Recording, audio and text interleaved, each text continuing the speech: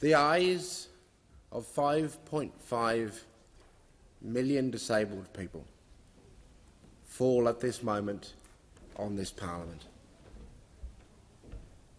The hundreds of thousands of Australian community members who are our allies are in solidarity with this community. History is watching this debate. Every word spoken by every senator will be recorded and remembered. The Australian disability community and our families have spoken with a clear and united voice. They have said that these cuts go too fast, that they go too far, that they will put us at risk, that they risk our lives and our livelihoods and our freedom, our very independence. We have taken onto our backs as disabled people once again the burden of attempting to educate and explain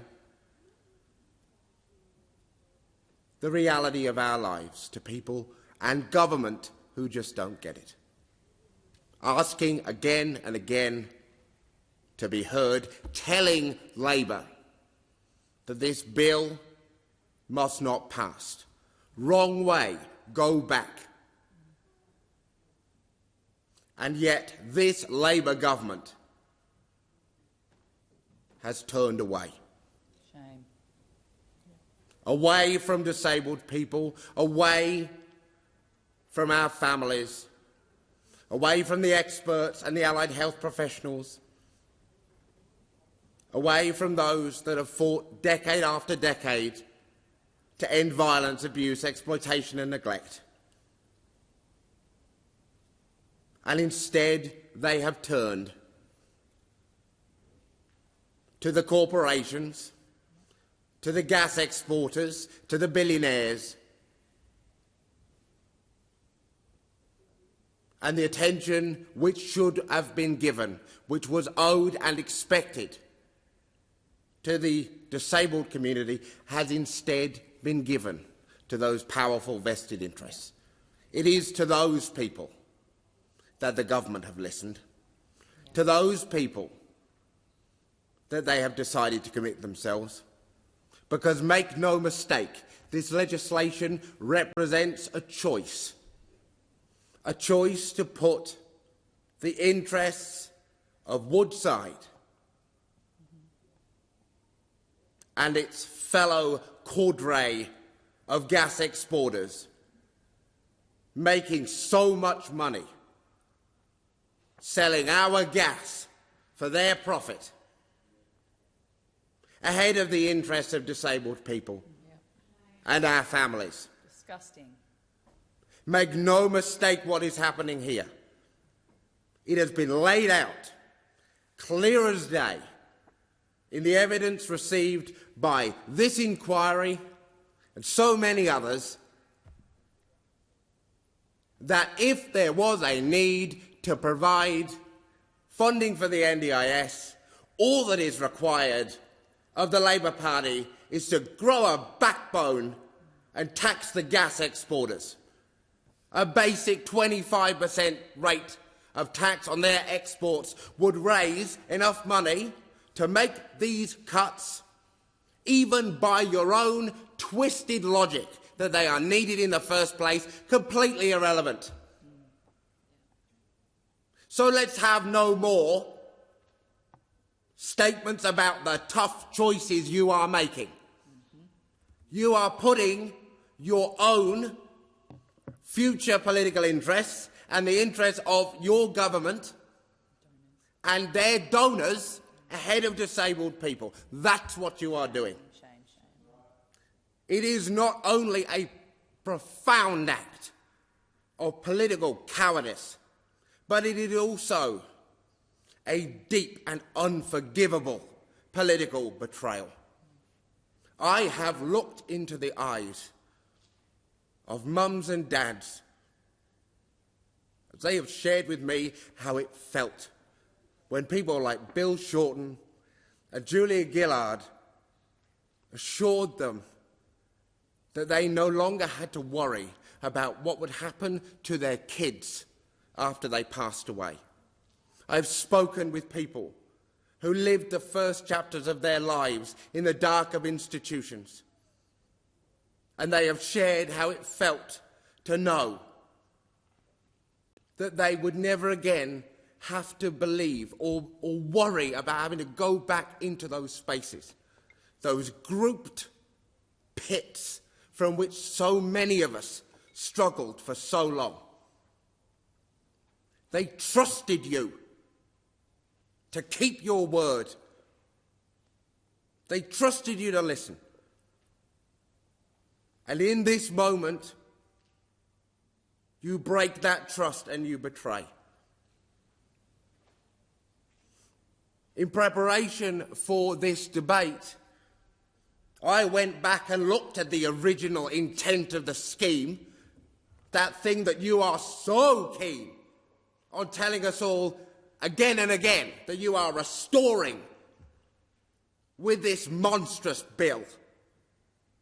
Well, let's have a look at the Act.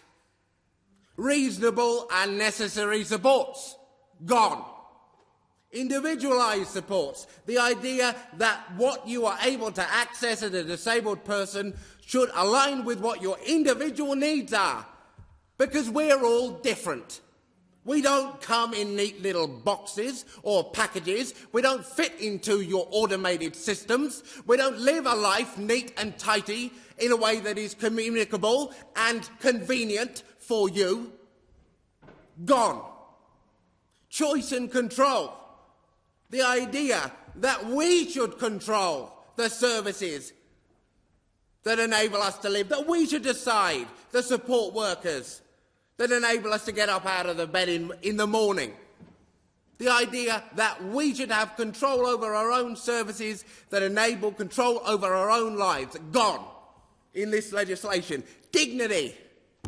Dignity, for God's sake. Gone. How do you expect a disabled person to live with dignity and confidence if they must first prostrate themselves before their own government to pass a series of randomly decided tests as to whether they've done enough to cure themselves before they can access the NDIS? Where is the dignity in that?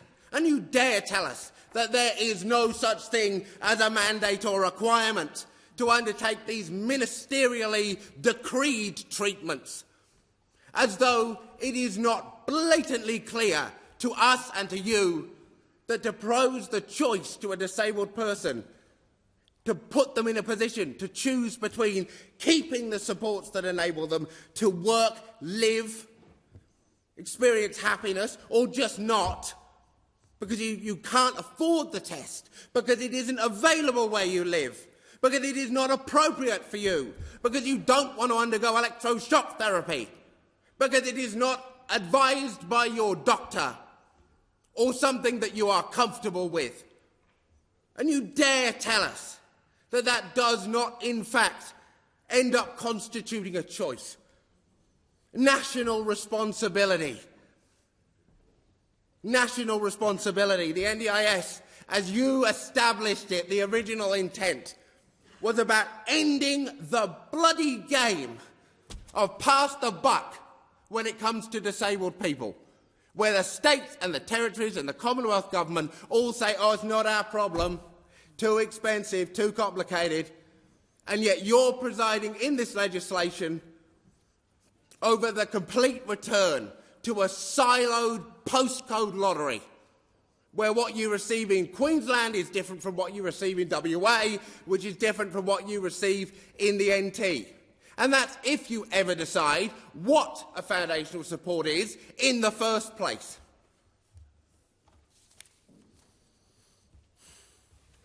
Now,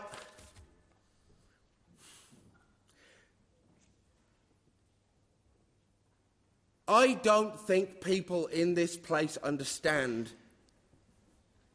what is on the line for disabled people and our families. Despite the 4,500 odd submissions made by community, despite the 6 hearings, in the contributions that I have heard so far, the basics are not fully understood. I feel that there is a great act of disconnection happening here from the human impact of what you are doing. Both the government and the Liberals seem to be able to believe that they can deal with disabled people as pieces of data to be added to a spreadsheet for the federal budget. Well, we are not. We are human beings. And I will end with some of the messages of the disabled human beings that will be impacted by these brutal cuts. From Nathan: I feel like people making these decisions do not truly understand what they will mean for people like me. When you look at a budget, you see numbers on a page. When I look at the proposed cuts, I see pieces of my life being taken away. Fewer opportunities to build independence, fewer opportunities to leave my house and participate in my community, fewer opportunities to maintain my health and develop skills, friendships, and to continue becoming the best version of myself. This is not a joke to the disabled community. This is not a political moment. This is our lives on the line. These cuts are not needed. They are not needed. This Parliament, this government can choose in this moment to turn back, to find courage, to tax the gas exporters and the billionaires rather than cut the supports needed by a disabled family to live. You can choose to do that. The community is looking and watching you in this moment. You can choose to listen and to act. If you do not, if you decide to complete your betrayal, if the Australian Labor Party decides to have the back of the gas industry and the billionaires instead of the backs of disabled people and our families, then shame on you. Then shame on you. You betray not only this community, but the national character. You will be condemned by history. The blood and the lives of those who will suffer and die will be on your hands and will live in your consciences forever. And disabled people will not let you forget, any of you. And come the next election, we will consider what to do with our votes, and we will remember who backed us up, who fought our corner in this moment, and who decided to turn away. And between now and then, we will ensure that every single life, every single cooked decision, every single automated nightmare created by this bill is laid directly at your door. You will find no peace from us. You will understand what is being done to us. And you will hear our voices grow louder and louder on the streets, in every platform we can gain. We will not be silent. or go back into the dark. Authorised by J. Steele-John, Australian Greens, Canberra.